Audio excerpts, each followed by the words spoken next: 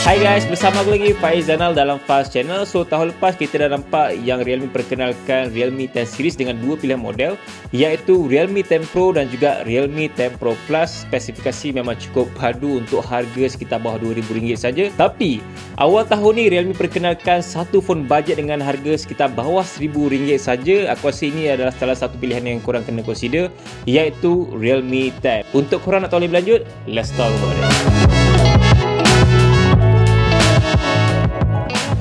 Pertama sekali kalau tengok rekaan luaran untuk Realme 10 memang mengikut zaman sekarang punya rekaan, iaitu jenis berkotak.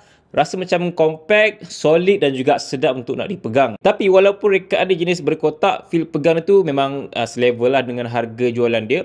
Nak capai level premium tu memang agak susah sikit sebab tahap solid dia tu memang bagus. Cuma dia tidaklah rasa premium sangat kalau nak bandingkan dengan phone yang lebih RM1,000. Aku rasa mungkin faktor penggunaan material dan juga texture pada smartphone ni sendiri. Warna rust black ni pun not bad jugalah sebab dia punya back panel tu ada kelainan dari segi corak yang dipaparkan dekat kilauan-kilauan tu. So kalau korang belik-belik memang ada sedikit efek glitter, shining dan juga bagi aku kemas lah rekaan yang digunakan. Lagi-lagi kalau nak compare dengan phone Realme yang lama, of course rekaan smartphone Realme sekarang ni nampak lebih matang dan juga lebih mengikut trend masa. Untuk kebanyakan pengguna mungkin akan nampak perubahan ketara lagi-lagi pada bahagian dia punya bonggol kamera tu sendiri. So kalau Realme sebelum ni kita nampak bonggol kamera jenis petak-petak kan, tapi kali ni diorang tak gunakan bonggol kamera yang besar, diorang just gunakan lens kamera tu adalah bonggol kamera tu sendiri, adalah macam phone Samsung sekarang ni.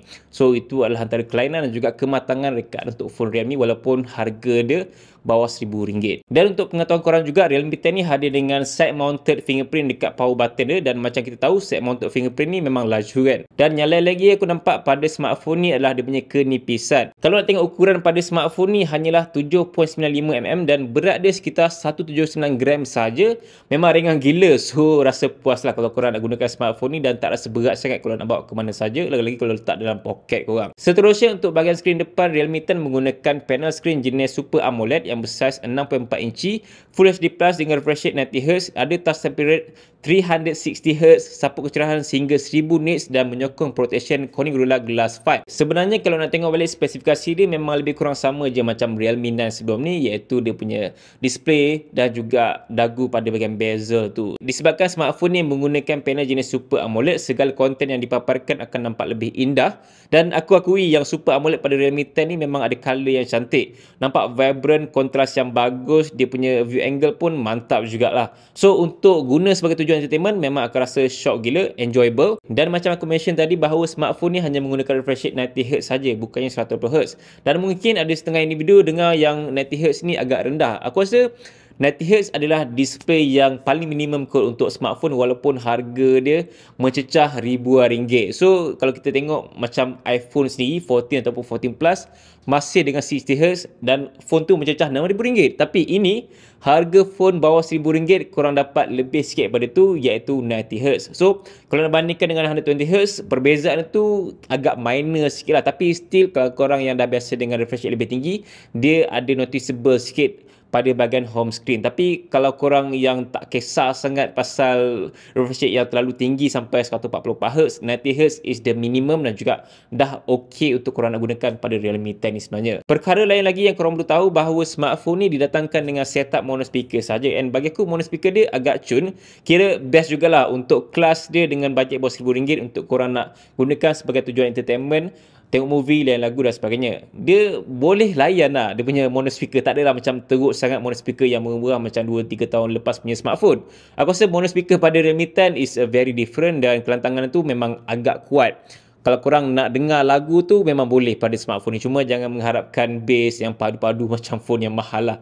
Okey lah, mono speaker dia boleh pakai lah. Dalam banyak-banyak perkara pada Realme 10, antara upgrade terbesar yang aku perasan pada smartphone ni adalah prestasi dia. So sebelum ni dia just gunakan chip Qualcomm Snapdragon, tapi kali ni Realme letakkan chip yang lebih berkuasa untuk phone dengan bajet bawah RM1,000 saja, iaitu MediaTek Helio G99. Yes, chip ni memang powerful enough untuk korang nak run game dengan smooth yang very enjoyable lah. Dia still boleh main game dengan bagus and korang akan enjoy main game pada smartphone ni. Cuma untuk game yang high graphic macam Genshin Impact tu dia ada limitation dekat situ, but untuk main game yang biasa kita main macam Warzone ke Candy Crush, bukan game tu lah, macam Mobile Legend, PUBG Mobile, COD Mobile dan banyak lagi game FPS ataupun MOBA, yes, korang boleh main dengan smooth pada Realme 10. Dan aku dah main Mobile Legend push rank pada smartphone ni, aku rasa tak ada masalah pun untuk nak push rank dan naik Mythic 2 dah kot. In fact, varian Realme 10 yang aku gunakan sekarang ni adalah 8GB RAM dan korang boleh boost lagi RAM dia menjadikan total 16GB of RAM. So memang besar gila untuk performance RAM pada Realme 10 dan ROM dia mencecah 256GB. So memang sangat besar untuk korang nak simpan segala gambar, video, file-file penting pada smartphone ni tanpa korang letak memory card. So still boleh letak memory card juga, tapi 256GB pada phone bawah RM1,000 aku rasa is a big thing untuk phone mid-range pada tahun ni. So aku rasa itu adalah salah satu selling point pada Realme 10 dengan storage yang besar, 8GB RAM pula tu kan, dan boleh boost lagi RAM sampai 16GB. Bercakap pasal ketahanan bateri pula, Realme 10 menggunakan bateri sebesar 5000mAh dan didatangkan dengan adapter fast charging 33W dalam kotak jualan ni sekali. So untuk penggunaan harian should be no problem, korang tak perlu risau pun. Yelah, 5000mAh tu besar gila kot. Kena pula Realme 10 ni phone mid range, so lagi tahanan bateri dia bagus sebab sistem tak perlukan power yang tinggi macam phone flagship dengan dia punya perkara-perkara yang membuatkan dia adalah flagship kan. Kira mudah lah korang nak gunakan smartphone ni all day long, daripada pagi sampailah ke malam, tak ada masalah, tak ada isu yang besar. Kalau dah habis pun korang just boleh gunakan saja fast charging dia dalam masa 1 hour macam tu, should be boleh penuh lah pada 0 to 100 ataupun 0 to 50 lebih kurang less than 30 minutes macam tu pada Realme 10 dengan fast charger dia. Seterusnya, kalau korang perasan aku ada mention dalam video sebelum ni bahawa smartphone ni menggunakan Realme UI 3.0, bukannya the latest Realme UI 4.0. So masih berdasarkan Android 12 saja. Dan bagi aku, Android 12 pada Realme 10 ni dia still acceptable dan juga very usable lah. Aku rasa untuk Android 12 pada Realme UI 3.0 ni dia dah lebih matang and nampak lebih clean. Cuma dia still tak boleh lari daripada bloatware tu sendiri lah. Kalau korang set up smartphone ni, korang akan nampak lambakan aplikasi yang memang dah sedia ada dah. Dan aku rasa perkara ni memang very normal lah untuk phone Android macam Realme, Oppo, Vivo dan sebagainya. But aku rasa dia punya smoothness pada Realme UI 3.0 memang tak ada isu.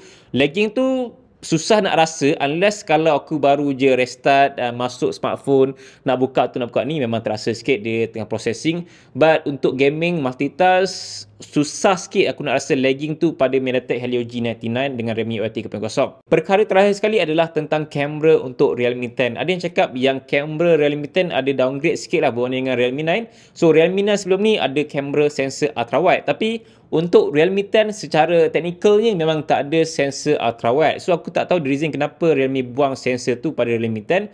But apa yang aku perasan untuk kamera utama Realme 10 kali ni memang banyak juga improvement lagi-lagi dari segi dia punya color processing, dia punya sharpness, and aku rasa aku suka dengan gambar yang dihasilkan daripada sensor 50MP untuk Realme 10. So hanya ada dua sensor kamera saja, kamera utama dan juga kamera portrait 2MP. So tak ada ultra wide pada Realme 10. So itu salah satu kekurangan yang mungkin orang kurang sikit, tapi korang nak kena tengok faktor lain pada kualiti gambar dia sendiri. So aku dah capture pelbagai jenis situasi gambar pada Realme 10 dan kebanyakan gambar aku ambil memang boleh dapatkan hasil yang memang cukup baik dari segi warna yang vibrant. So situasi tu nampak macam biasa, tapi bila ambil guna kamera Realme 10 ni dia nampak macam magical gila kot gambar tu. Aku tak sangka yang kehebatan ataupun kelebihan kamera Realme 10 ni sebagus itulah. Sebab mula-mula aku memang tak letak apa-apa expectation pun pada kamera dia. Aku rasa macam mungkin kamera ni typical Realme punya kamera lah kan.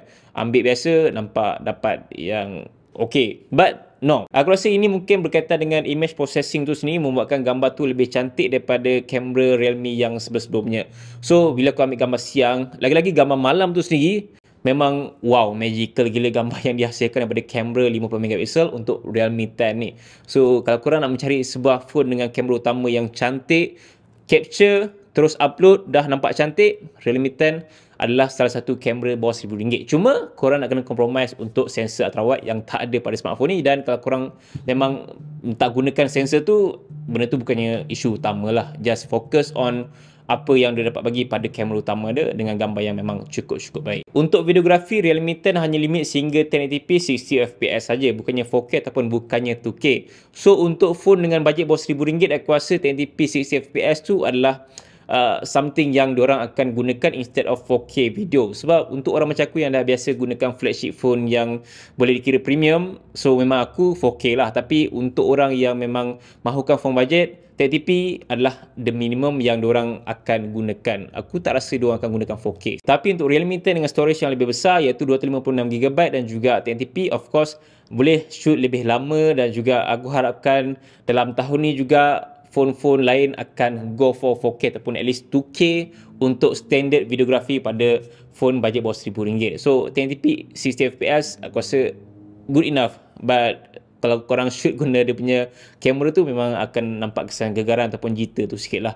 Tapi dari mid range dia memang cantik pada videografi dia, itu aku tak boleh nafikan lah pada Realme 10 ni sendiri. Konklusinya, Realme 10 dengan varian 8GB RAM dan juga 256GB storage dengan harga bawah RM1,000, aku rasa antara smartphone terbaik lah dengan harga sekitar itu yang korang boleh dapatkan di pasaran Malaysia. So aku rasa antara kehebatan dan juga kelebihan yang aku nampak pada Realme 10 seperti dia punya bateri yang besar, screen AMOLED yang cantik, kamera yang memang cun habis untuk 50MP tu sendiri, ada fast charger and solidness dia. Cuma kekurangan dia aku nampak, of course lah, tak ada kamera terawat dan mungkin dia hanya mono speaker saja, tapi mono speaker dia not bad untuk phone yang berharga bawah RM1,000.